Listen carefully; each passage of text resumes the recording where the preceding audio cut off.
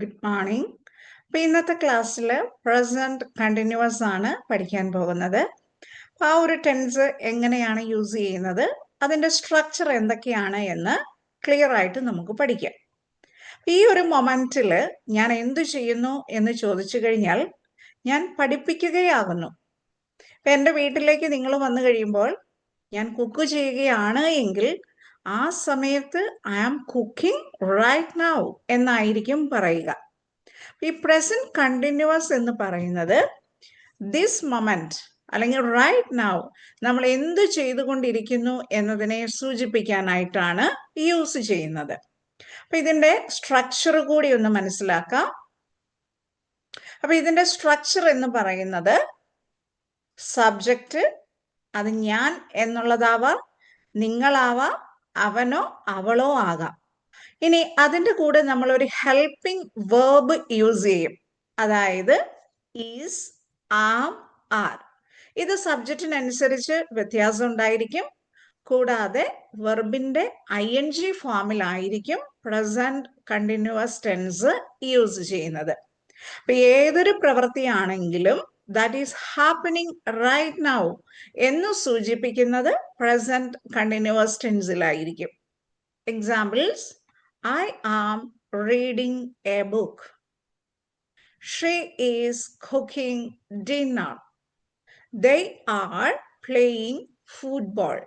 ഒരു ആക്ഷൻ അവിടെ സംഭവിക്കുന്നു at this moment. അപ്പൊ അതാണ് പ്രസന്റ് കണ്ടിന്യൂസ് ടെൻസിൽ നമ്മൾ സൂചിപ്പിക്കുന്നത്.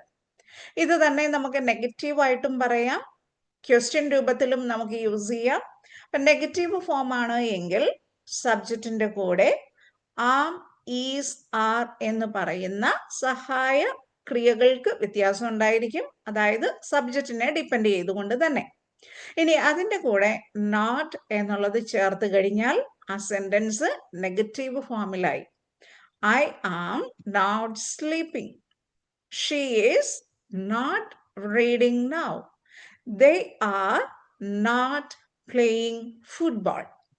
ഇനി ഇത് ക്വസ്റ്റ്യൻ രൂപത്തിൽ നമ്മൾ ചോദിക്കുവാണെങ്കിൽ എങ്ങനെയായിരിക്കും? Am I disturbing U?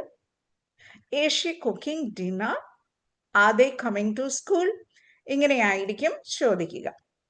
ഇനി നമ്മൾ പ്രസന്റ് കണ്ടിന്യൂസിൽ ആ ഒരു ആക്ഷൻ ഹാപ്പനിങ് നൗ അതല്ല എങ്കിൽ നമുക്ക് അറൗണ്ട് നൗ എന്നതിനെ സൂചിപ്പിക്കാനായിട്ടും ഈ ഒരു ടെൻസ് യൂസ് ചെയ്യാം.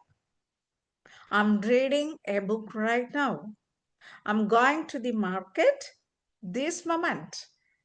കറന്റ്ലി നമ്മൾ എന്ത് ചെയ്യുന്നു, അറ്റ് പ്രസന്റിൽ നമ്മൾ എന്ത് ചെയ്യുന്നു എന്ന് സൂചിപ്പിക്കാനായിട്ടാണ് പ്രസന്റ് കണ്ടിന്യൂസ് ടെൻസ് യൂസ് ചെയ്യുന്നത്. She is working right now.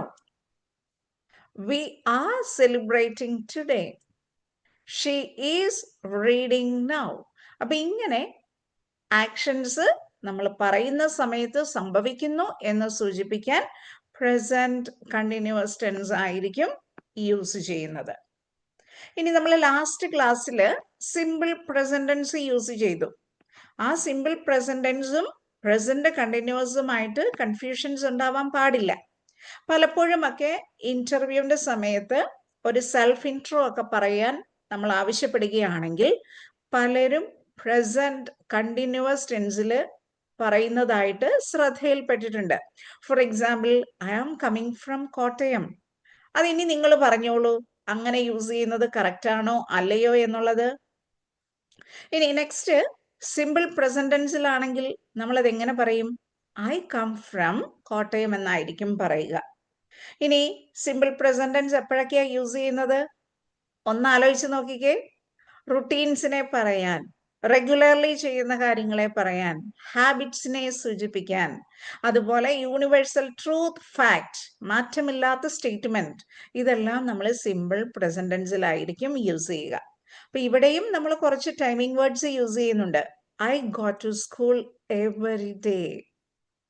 He plays football on Sundays. They never drink coffee. She watches TV in the evening. ഇതൊക്കെ റെഗുലർലി സംഭവിക്കുന്ന കാര്യങ്ങളാണ്, പതിവായി ചെയ്യുന്ന ചില കാര്യങ്ങളാണ്.